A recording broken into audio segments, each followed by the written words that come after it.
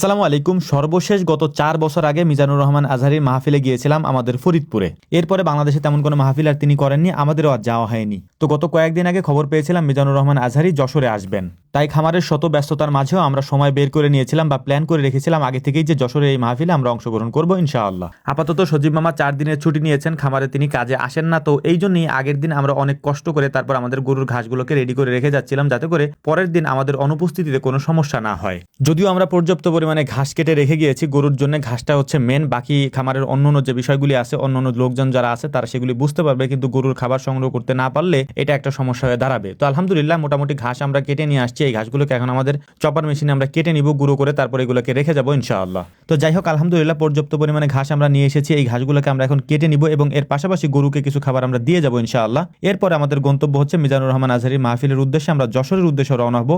যদিও যশোর আমাদের এখান থেকে বেশি দূরে না, তবুও একেবারে কমও না আর কি, প্রায় 2 থেকে আড়াই ঘন্টা সময় লাগে যশোরে পৌঁছাইতে।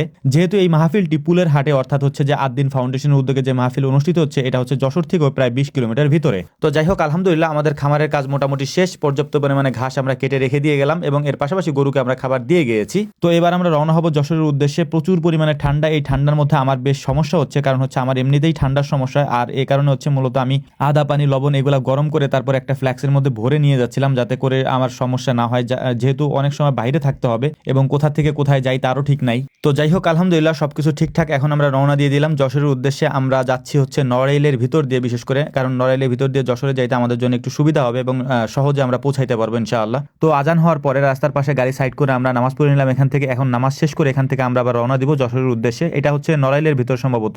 যাত্রাপথে দেখলাম যে প্রচুর পরিমাণে মানুষ, মানে হচ্ছে যে আমরা যেখানে যাচ্ছিলাম মানে মাহফিলের উদ্দেশ্যে, সেখানে অনেক মানুষ মানে গাড়ি নিয়ে তারপরে তারা যাওয়ার জন্য প্রস্তুতি নিচ্ছিল, কারণ এই পথটা হচ্ছে আমাদের এই দিক দিয়ে শর্টকাটে পথে যশোরে পৌঁছানো যায়। তো আলহামদুলিল্লাহ নামাজ শেষ করে তারপর নড়াইল থেকে আমরা এখন রওনা দিব হচ্ছে যশোরের উদ্দেশ্যে। সবুজ মাঠ, চারপাশ দিয়ে পরিবেশ খুব ভালোই ছিল, কিন্তু ওইখানে যখন আমরা গিয়ে পৌঁছাইলাম তারপর হচ্ছে যে দেখলাম যে প্রচুর পরিমাণে মানুষ সমাগম এবং এইখানে এত বেশি পরিমাণে ক্রাউড, যেটা আসলে অবাক করার মতো ছিল। কারণ আমরা যখন গেছিলাম তখন হচ্ছে 2টা থেকে 2:30টার মতো বাজে আর কি, কিন্তু ওই সময় যে পরিমাণ মানুষ উপস্থিত হয়েছে, এরপরে হয়তো ভিডিও আস্তে আস্তে আপনারা দেখলে বুঝতে পারবেন যে কি পরিমাণ মানুষ এই মাহফিলে উপস্থিত হয়েছিল। এবং এত পরিমাণে মানুষ থাকার কারণে আমরা পরবর্তীতে যখন আসলাম যে হ্যাঁ ভিতরে ঘুরে আসে তারপর আমরা খাওয়া দাওয়া করার জন্য প্রায় 2 কিলোমিটার দূরে একটা হোটেল পাইছি। মানে প্রত্যেক হোটেল, কোনো হোটেলে খাবার নাই, 2 কিলোমিটার দূরে গেছি। এরকম পরিস্থিতি জানলে হয়তো বাড়ি থেকে আমরা খাবার নিয়ে যেতাম, কিন্তু সেটা আমাদের হয় নাই বা আমাদের মাথায়ও সেটা ছিল না।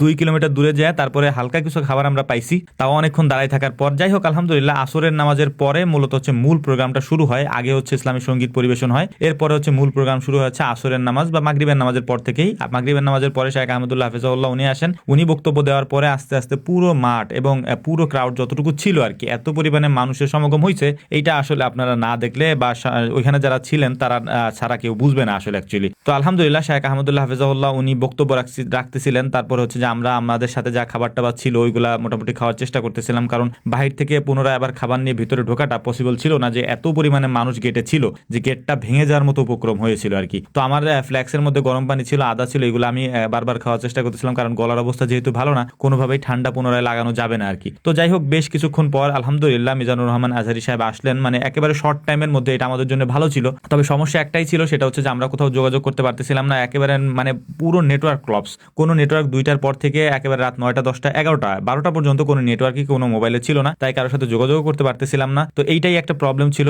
আর বেরোনোর সময় এইটা হচ্ছে আমাদের সাথে যারা ছিলেন এই মাহফিলে এবং ওইখানে যাদের সাথে দেখা হয়েছিল তারা জানেন, এবং এই মাহফিলে যারা উপস্থিত ছিলেন, যে বেরোনোর সময় যে কি পরিমাণ কষ্ট করে তারপর বের হইতে হয়েছে আর কি। তো যাই হোক, আলহামদুলিল্লাহ তারপরও মাহফিল সফলভাবে শেষ করে আমরা আমাদের গন্তব্যে বাড়িতে ফিরতে পারছি। এটার জন্য আল্লাহ তাআলার কাছে লাখ লাখ শুকরিয়া। এবং মিজানুর রহমান আজহারী মাহফিল এবং শেখ আহমদুল্লাহ হাফেজাহুল্লাহ ওনাদের মাহফিল আমরা সশরীরে ওইখানে থেকে উপস্থিত থেকে শুনতে পারছি, এই জন্য আল্লাহর কাছে শুকরিয়া আদায় করছি। তো আমাদের জন্য দোয়া করবেন। আসসালামু আলাইকুম ওয়া রাহমাতুল্লাহ।